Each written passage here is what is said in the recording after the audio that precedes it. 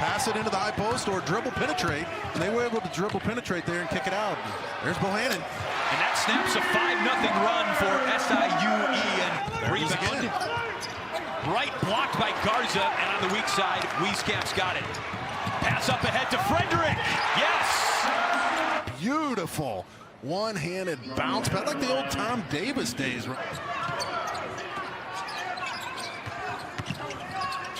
Wieskamp from Bohannon. Joe Toussaint left alone. Into Kriener. And one. A great job by Kriener establishing the post before the pass came to him. SIUE. Look, you got to knock in some open threes, play some defense, get some stops, and get easy buckets at the other end.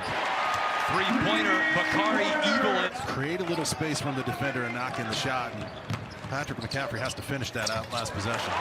Pretty finish that time by Jordan Bohannon. From start to this point in the game, they've been relentless, tenacious. There's Bohannon for three, and he's able to knock it down. The all-time leader in threes hit in school history. Such a key for this Iowa team. And not at full strength, but they're almost like a field goal kicker. Led the Friars to 5 NCAA tournaments, including the Final Four in '73. CJ Frederick knocks down the triple. Iowa right now offensively looks really good. Here's Fuqua. Kick out, it's Kearns. In the paint, stolen away. Bohannon brings it up. Fran knows that. Yeah, and that DePaul game was as good a start I have seen an opponent put on. It would be their coach, and they had Dom, who got drafted, a 6'8" shooter. So it's a good league. Bohannon, a tough follow-away three right in front of the Golden Eagles bench. She knocks it down. Company 4 fouls in only 16 minutes, and Bohannon right back down the floor. Feed, it's Garza, another bucket. 28 points from Luka Garza. In terms of the turnovers, probably 5 minutes or so ago, Paul Mills, coach for Oral Roberts, as we see Jordan Bohannon just fire from deep. 15 seconds on the shot clock, 30 on the game clock now. Iowa leads by 10. Frederick feeds Bohannon, he'll fake it, fire the open three, and he splashes that one home. Just a confidence boost for Bohannon. Top and get a hand up and make them put it on the floor. Hendrickson touches the ball, but it still falls in the hands of Bohannon. Inside to Garza, spinning, and he gets the basket and going to the line. And they got a 1-point lead as we're in the closing 2 minutes of the first half. Nunji again, it's good again. For a meal for him and his wife. That was all he was going to charge for. And the only reason it was happening was because his best friend, as there's a 3-ball for Bohannon, who finally gets on the scoring board. Oh, there's Bohannon one more time, finally getting on the board here. Look, he used the dribble shot fake, and Iowa only has 4 turnovers in this game. The game against DePaul they lost, they had 19 turnovers. Bohannon finding his rhythm. And then pass intercepted that time by CJ Frederick on the other end. 4th turnover for Texas Tech. Bohannon, the trailer. Can't leave him open. And just in transition, both these teams are fast, but this is one guy. Look, man, when he's on, on balance, 1-2 step, and there's not a defender there. Give credit to number 44, Chris Clark, who's a power forward. Look, I just kind of want to sit back and watch these teams race up and down and launch threes. I really do. Denied. The second block without fouling. I don't know how he does it because he's not super speedy. Wieskamp. Iowa unconscious early from distance. Blocking the shot, and then even though he's slow to get back, I've watched every game that Texas Tech has played. He shoots almost 80% from the field because he never takes a bad shot. Bohannon with an answer for the Hawkeyes. 9-point lead for Iowa. McCaffrey, a pair of Texas Tech defenders. I don't know how he didn't walk. Bohannon wide open. Pass from Chris Clark led TJ Holyfield right into that move. Still a difficult shot, but a nice pass. Garza on the other end. Chance for a 3-point play. Garza loves it. The one thing with him, though, is he can't really create his own shots. Garza, great feed from Bohannon. Jeff, that's the second time that Iowa has been razor sharp on end-line out-of-bound play. No ball pressure right there. For Texas Tech is not going to be the team that you see come March. And that was the story last year when they made it all the way to the national championship game. Toussaint laid it up and in nice and strong. we're not hitting shots. We got to drive it in the paint. But when you're wide open and the ball hits it, you're a Division I college basketball player. Let it fly. Bohannon lets it fly for a three.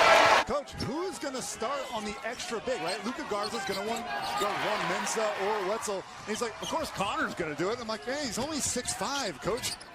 5 to shoot and a bad turnover by Fagan, who's trying to get inside to Mensa. Wieskamp sticking right with it. Good thing. You see how he bulldozed himself for that rebound? He had 8 rebounds 2 games ago for Iowa. Bohannon snuck his hand in there, stole it away. Here's Toussaint, right hand, finish. Here's the turnover, the steal, and Toussaint, Taz going all the way. Yeah, there's some guys that don't need a lot.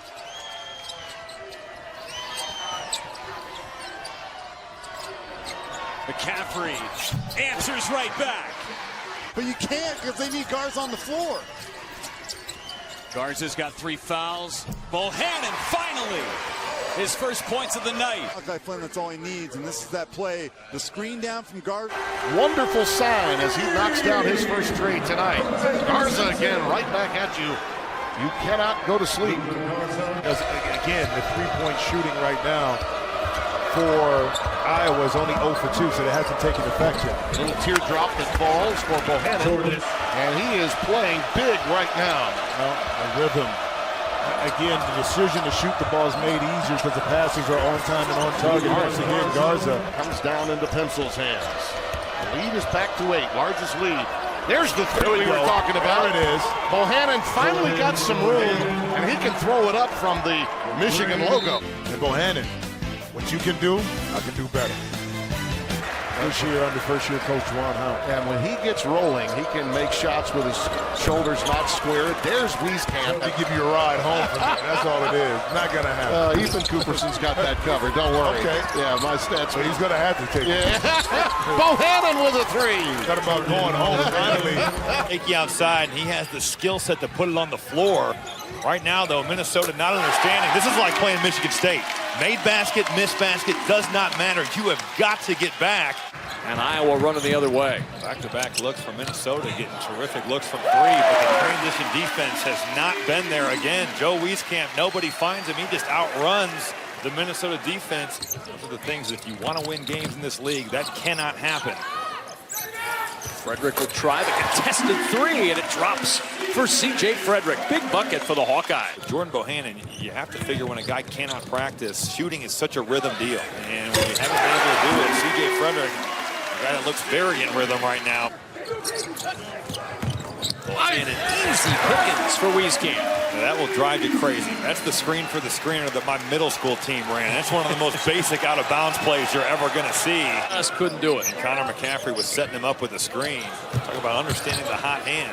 Nice catch, and Garza able to regather himself for the 2. A little flex by Luka Garza. He is so important for what Iowa's doing. Now I'm going to show off the range, too. Is the rehab the hardest part? Yeah, because it's monotonous. You know, you lose track. You almost feel like you're not a part of the team at all times because they're out practicing, you're out rehabbing and doing kind of the monotonous every day.